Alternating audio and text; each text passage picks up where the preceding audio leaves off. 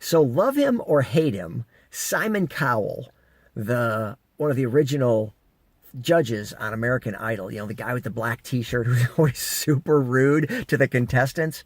Love him or hate him, that guy knows talent. His history of picking winners and picking stars is impeccable. And yeah, he's picked some people that didn't make it, but he's picked some big, big winners as well because he has an eye for talent. So let's just say that Simon Cowell walks into a coffee shop, and I'm going to distort the time-space continuum here, but just stay with me. And he sees a 50-ish-year-old woman singing to 7 people in the coffee shop. And at the break, he goes up to her and talks to her and hears a little bit about her story and finds out that her name is Taylor Swift. And she's 52 years old and has been playing coffee shops for 35 years. Since she was 15, she's been playing coffee shops. 17, sorry. And she's never really moved past coffee shops. She's always felt comfortable there and liked it and enjoyed it. And even though she thought she might have more talent than that, she never really wanted to get past that because it made her uncomfortable.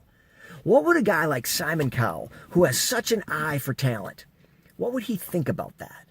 My guess is he would think, what a waste. Wow, here's a woman with the talent level to play stadiums, not play for 7 people, but play for 70,000 people at a time.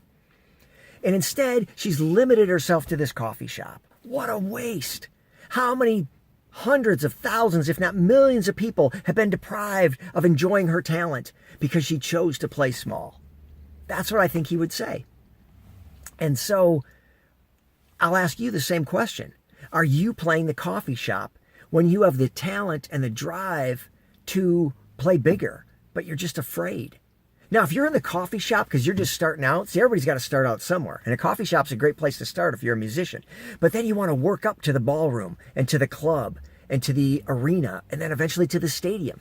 Now, maybe you get stuck somewhere along the way because you tap out of your talent or you max out your talent, or you just don't want to go further.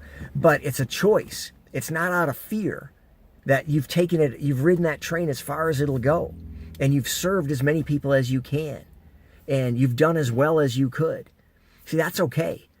It's okay to start there. You just don't want to end there. Because if you're in the coffee shop of your life, playing small, doing something less than you could because you're afraid to try, you're afraid to fail, you're afraid to see how far you can go, I would say that's what Simon Cowell would say. What a waste. What a waste to play the coffee shop because you're afraid to try something bigger, because you're afraid to step out. Because what you're really doing is depriving your fans, your customers, the opportunity to enjoy your talents and to get value from what you do. And you're also cheating yourself. You're limiting yourself. And you're not being fair to yourself. You're cheating yourself out of how far that ride could go. So think about where you're at, and if you're there because it's on the path, or if you're there because it's comfortable and you're kind of afraid to go to the next thing. Because we are all called to greatness. There's a stadium equivalent for each of us. We just need to have the courage to step out and take that ride and go as far as we can. Don't live your life in the coffee shop. And you can start there, but don't end there.